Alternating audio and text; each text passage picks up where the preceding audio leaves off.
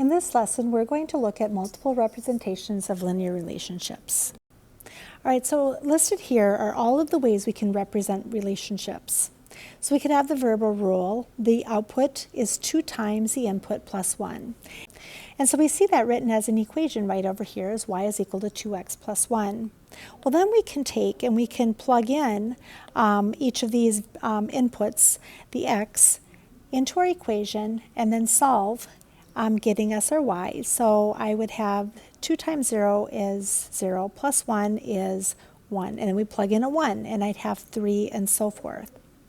Then we'd have these solutions. All of these solutions can be written as ordered pairs. So I'd have a 0 and a 1 and a 1 and a 3 and so forth. And then all of those can be plotted on the graph. So I'd have 0, 1, 1, 3, and so forth, making us then a graph. So all of these are the same relationship. We're just representing them in different ways.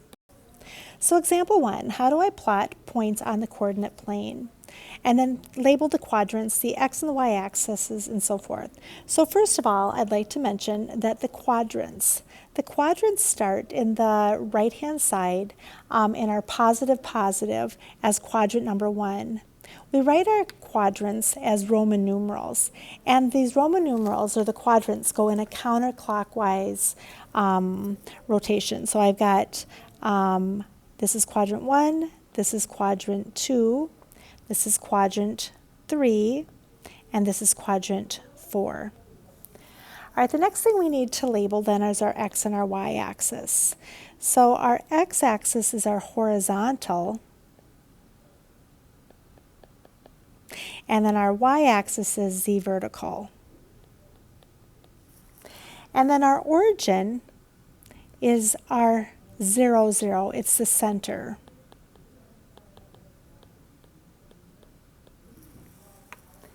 And then we need to label our ordered pair and our x and our y coordinates. So this right here is called an ordered pair. And this is what we can graph on our coordinate grid.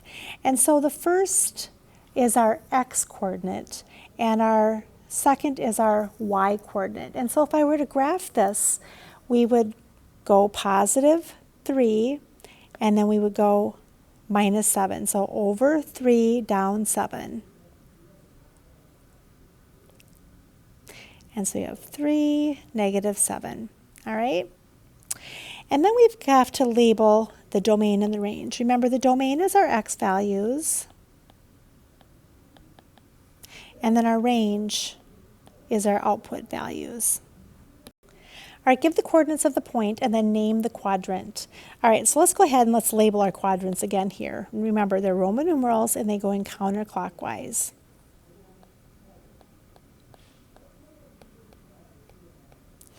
All right, so we are to graph the coordinates. Remember, we walk to the elevator, then we go up and down. So point A, we're walking over 2, and then we're going down 3. So we have positive 2, negative 3, and notice that A is in the 4th quadrant. Point B, we're going to walk to the negative 3, and then we're going to go up 2. So our coordinate is negative 3, 2. And notice then that B is in the 2nd quadrant, and so we'd have the 2nd. Letter C, we're going negative 3 and then negative 4, so we're going to have negative 3 and then negative 4 is our ordered pair, and then notice that's in the 3rd quadrant. And then letter D, we're walking over 3, up 3, so that's 3, 3, and notice that that is in the 1st quadrant. All right, so plot the points and name the quadrant. So for letter A, we're going to walk over 1 and we're going to go down 3. So we're going to plot that as A, and notice how that is in the 4th quadrant. For letter B, we have negative 2, so we're going to go negative 2 and then go down 2. And notice how that is in the 3rd quadrant. Now for letter C, we're going to go negative 3, 0. So we're going to go negative 3, and then we're not going to go up any. Now this then isn't in any of the quadrants. It is actually on the x-axis. And then for letter D, notice we have 0, 4. So we're not going to walk over any, but we're going to go up 4. And then this one falls on the y-axis. So example number 2. Tell whether the ordered pair is a solution of the equation. So we did something like this in chapter, I think it was 1 or 2, where we plugged in a value, I believe for x, and then we simplified to see if that was a solution to that equation. Well, in this case, we're going to have an x and a y that we're going to plug it in. So where I see the y, I'm going to put a 5, and then I have my 3, and I'm going to plug in a 6, and we're going to minus 7. And then we're going to simplify. 5 is equal to 18 minus 7. And so is 18 minus 7 equal to 5? No, it's equal to 11. And so, no, this is not a solution to this equation. All right, so for our next one, we have the f of x is equal to 4x plus 2. Don't get confused by this f of x. It's really just the same thing as saying y. And so we're going to plug in the point coordinate 2, 10. So for y, we're going to plug in a 10. We have 4 times, we're going to plug in the 2 plus 2. All right, so it's 10 equal to 8 plus 2, and 2 plus 8 is equal to 10. And so this one, yes, it is a solution. For number 3, again, we're going to plug it in. So we're going to plug in where we see the y. We're going to have 6 is equal to negative 3 times negative 2. And negative 3 times negative 2 is positive 6. So yes, this coordinate is a solution to this equation. All right, example number 3, how do I graph a function? So graph the function f of x is equal to negative 2x plus 3. All right, so when you see the f of x, it's the same thing as having y. I can just replace that with y. It does not matter. Our domain is all of our x values, so I'm going to put in the domain that are listed right here, negative 2, negative 1, 0, 1, and 2. And so what we're going to do for each is we're going to plug it into our then function y is equal to negative 2x plus 3. So when I take this right here, I am going to plug this in. For the x, I'm going to plug in a negative 2, and then I'm going to simplify. So negative 2 times negative 2 is 4, and then 4 plus 3, our output then is going to be 7. All right, let's do the next one. So we're going to take then y is equal to, we have negative 2, and x is going to be negative 1, plus 3. So negative 2 times negative 1 is positive 2, and positive 2 plus 3 is 5. All right, let's go to the 0. We're going to plug in the 0. Y is equal to negative 2 times 0 plus 3. So 2 times 0 is 0 plus 3. And now you might even be able to notice here how I'm going down by 2's each time. So I wouldn't even have to plug the rest of them in. I could just then complete this by going down by 2 each time. So now we're going to graph the points on the table. So this is our x and our y, like our coordinate, negative 2, 7, I've got a negative 1, 5, and so forth. And we're just going to plot these points. So I'm going to go negative 2 and then up 7. I'm going to go negative 1, up 5. I'm going to go 0, up 3.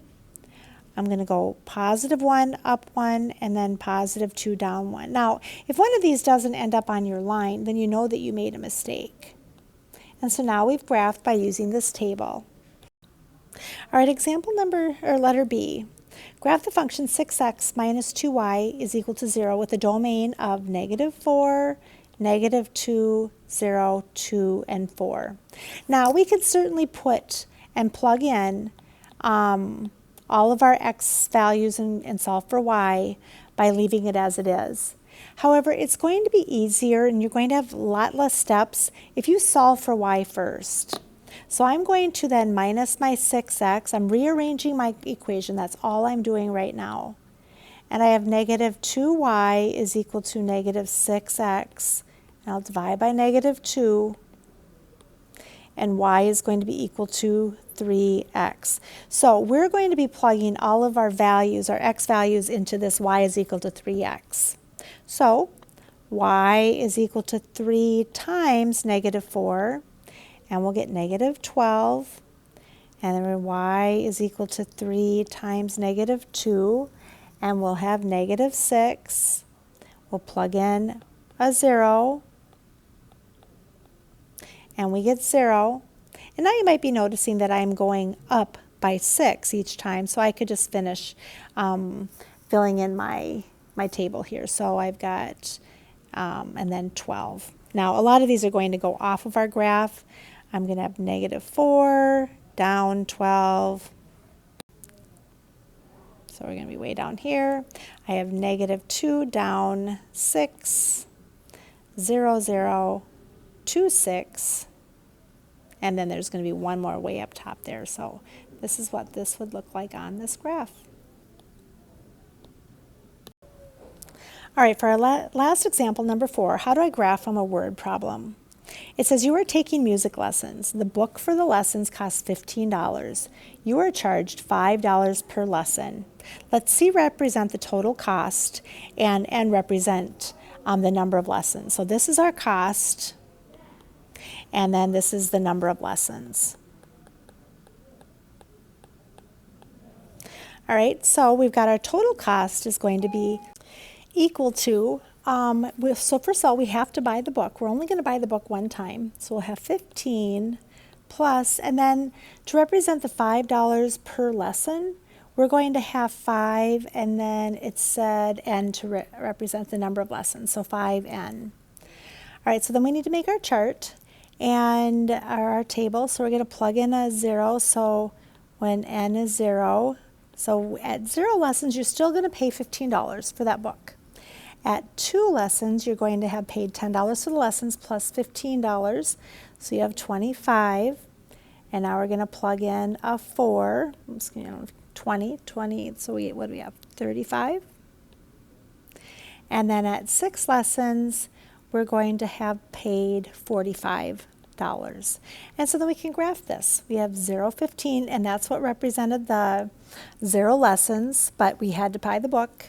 And then we're going to have 2, 25, 4, 35, and then 6, 45. All right, so in this lesson, we took a look at how to graph linear equations using a table.